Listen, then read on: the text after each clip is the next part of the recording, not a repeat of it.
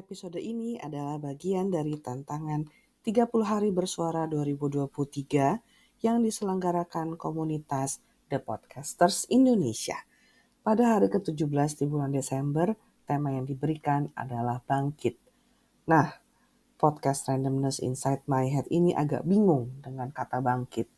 Karena secara konotasi bagus sih, tapi untuk mewujudkannya susah banget. Jadi mari saya bahas dari berbagai bahasa yang saya pernah pelajari ya. Bangkit. Bangkit itu konotasinya adalah dari sebuah keadaan yang tidak berdaya, hopeless, kemudian kembali berdaya, kembali punya kekuatan. Untuk bahasa Korea, bangkit dan bangun itu punya satu kata, yaitu ironada. Itu seperti keadaan berbaring yang dibangunkan sehingga bisa berdiri dan beraktivitas kembali. Lalu untuk bahasa Inggris, bangkit itu menggunakan kata rise. Rise and shine gitu kan. Tapi rise juga bisa berarti terbit seperti sun, seperti matahari. Makanya ada sunrise, matahari terbit. Apa makna bangkit buat banyak orang? Sebenarnya kata bangkit bukanlah sebuah kata yang lazim digunakan sehari-hari. Kadang kita mendengar kata bangkit tuh konotasinya kayak bangkit dari kubur, sesuatu yang mustahil, dari sebuah ketidakmungkinan, tapi sesuatu itu bisa menembus ketidakmungkinan dan membuatnya mungkin. Kalau bangkit dari keterpurukan juga bisa. Masih ingat kan krisis tahun 98, krisis ekonomi yang melanda seluruh dunia, Asia Tenggara, dan Indonesia benar-benar porak-poranda. Saya ingat banget waktu tahun 98, tiba-tiba sekolah kami dikejutkan karena salah seorang alumni menjadi korban penembakan di Semanggi. Nah, teman seangkatan saya yang adalah adik dari korban itu menangis meraung-raung karena kehilangan kakak satu-satunya. Waktu itu semua terpuruk, tiba-tiba harga melambung tinggi dan orang-orang banyak yang kehilangan mata pencaharian, termasuk di kota tempat saya dilahir dan dibesarkan, Bandung, banyak sekali PHK yang berkaitan dengan bank, banyak likuidasi dan hal-hal seperti itu. Bagaimana waktu itu kita bisa bangkit dari keterpurukan karena krisis ekonomi? Saya coba ingat-ingat lagi dan kesimpulan saya adalah kita semua mempunyai resilience yang tinggi. Apa orang Indonesia aja ya? Tapi kita punya resilience lah. Kita bisa melihat silver lining in every cloud. Dari semua situasi yang tidak mengenakan, orang Indonesia suka menggunakan kata untungnya. Misalnya nih ya, waktu itu saya pernah terkunci di kamar mandi Akademi Taekwondo tempat saya berlatih. Kamar mandinya itu mempunyai dinding yang permanen, tembok batu bata sampai plafon. Saya terkunci karena bagian apanya ya?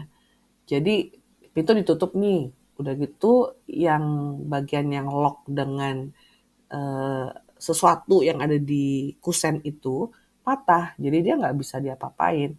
Saya coba buka, nggak bisa. Harus dibuka paksa dari luar. Masalahnya, saya menggedor sampai gimana pun nggak ada yang bisa dengar. Karena kamar mandi itu terletak di pojok banget dari sebuah ruangan yang besar, bayangkan gym gitu ya. Dan sinyal HP saya lemah. Saya coba telepon semua orang, suami, adik, mama, terus admin dari akademi itu, nggak ada yang angkat satupun. Udah gitu, saya posting lah di Instagram story karena hopeless banget. Itu udah setengah jam. Dan saya tahu kemungkinan saya ditemukan itu adalah setengah jam karena waktu saya masuk pelajaran baru dimulai dan anak-anak tidak akan istirahat sampai setengah jam kemudian untuk minum sebentar atau ke kamar mandi kalau perlu. Tapi nggak banyak juga yang melakukan itu. Udah saya gedor-gedor terus dan akhirnya ada satu anak yang bermain cukup dekat kamar mandi mendengar dia masuk, baru dia panggil apa ya, admin dari akademi itu dan salah seorang pegawai di situ ya, dia bawa linggis untuk mematahkan engsel dan membuka pintu sehingga saya bisa keluar. Tapi saya pikir ya dalam setengah jam itu pun, walaupun saya satu klaustrofobik dan saya takut sekali tidak ditemukan, tapi saya masih punya harapan gitu. Jadi dari segala keterpurukan selalu ada harapan bahwa kita akan bisa bangkit. Saya ingat banget masa-masa itu, kondisi ekonomi keluarga saya pun terimbas. Mama saya bekerja sebagai dosen di sebuah perguruan tinggi negeri di Bandung. Bapak saya bekerja sebagai pengacara.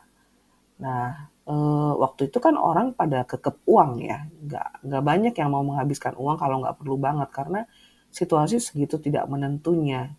Sedangkan saya waktu itu duduk di SMA dan sedang mempersiapkan untuk masuk kuliah. Di tengah kondisi yang tidak menentu, dan karena mama saya juga kasih les pelajaran bahasa Jerman, dan kebanyakan muridnya adalah orang-orang yang memang mau melanjutkan ke studi gitu ya ke Jerman. Karena saat itu kondisi susah, jadi nggak banyak pemasukan. Jadi benar-benar ikat pinggang sih semuanya. Konsumsi dikurangin, makan juga diatur, terus listrik, gas gitu benar-benar diatur. Semua dengan harapan akan kembali membaik ya.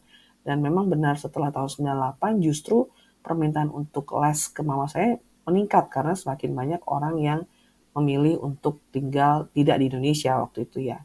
Tapi di tengah kondisi sulit pun, saya kira saya bisa melihat dari kedua orang tua saya, mereka selalu melihat ada potensi untuk bangkit. Kalau keadaan buruk ini tidak akan terjadi selama-lamanya gitu. Akan selalu ada harapan, ada hari esok.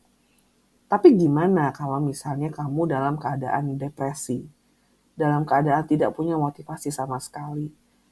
Beberapa tahun yang lalu saya pernah kenal satu orang yang menganggur selama 1,5 tahun. Di rumah aja, 1,5 tahun. Dan dia tinggal sendiri. Sebelumnya dia pernah kerja di kantor tempat saya kerja. Tapi setelah 1 tahun, kan kontrak dulu tuh 1 tahun. Ditanya sama bosnya, kamu gimana? Kerasan gak di sini? Tanpa pikir panjang, karena anak ini masih muda, dia bilang, enggak, saya mau balik ke daerah Jawa Barat dan sekitarnya. Jadi waktu itu dia ditempatkan di ujung Pulau Jawa inilah ya.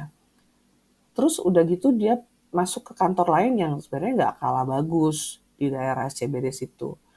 Terus kemudian resign lagi setelah berapa bulan. Begitu terus menerus sampai akhirnya tidak ada yang menerima dia sama sekali. Dan dalam 1,5 tahun itu dia benar-benar hanya di rumah, menutup diri, tidak ada aktivitas. Teman-teman kan ya semua orang sibuk dengan dunia masing-masing. Nggak ada lagi yang catch up, nggak ada yang nanyain kabar.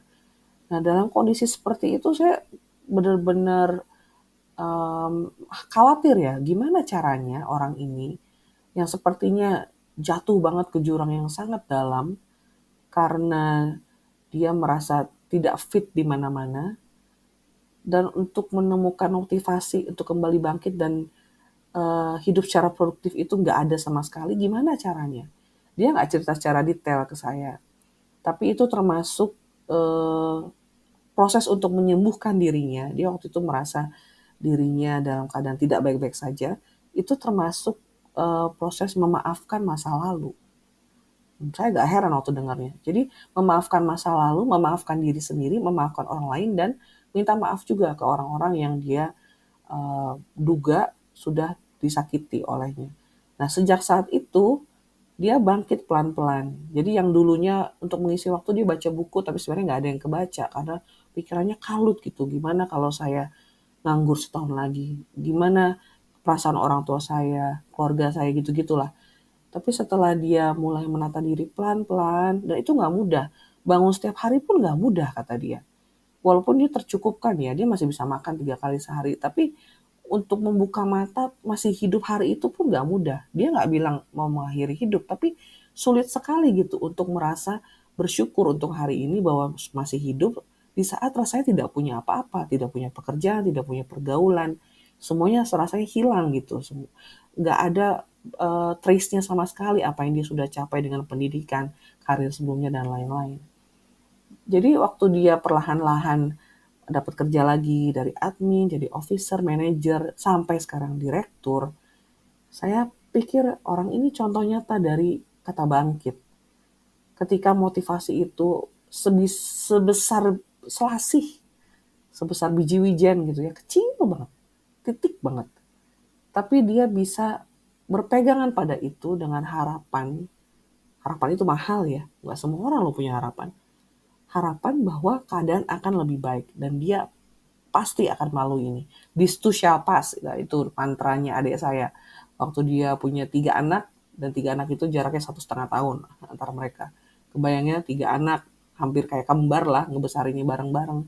Di saat semuanya tiba-tiba tantrum, semuanya tiba-tiba bermasalah, semuanya tiba-tiba mogok makan, dia selalu bilang ke saya, this too shall pass.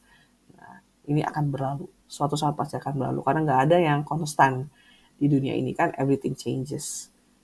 Jadi buat saya sendiri kalau mendengar kata bangkit, saya kebayang dia sih, si kenalan saya ini. Dan saya kebayang satu lagi yang di berbagai mitos itu digambarkan sebagai phoenix atau burung api.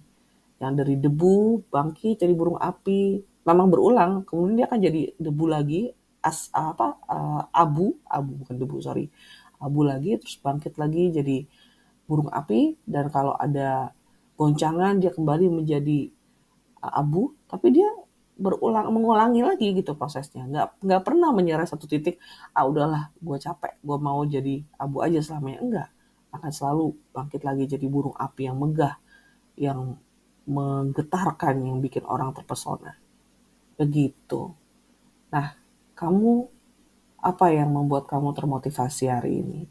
Begitu bangun, coba pikirkan, ada bahasa Koreanya, Irona Jamaja, begitu bangun langsung ngapain, itu akan membantu kamu untuk menentukan direction harimu saat itu. Gitu. Sekian dari saya, dari podcast Randomness Inside My Head bersama Lijo Tobing. Ketemu lagi di episode besok. Bye-bye.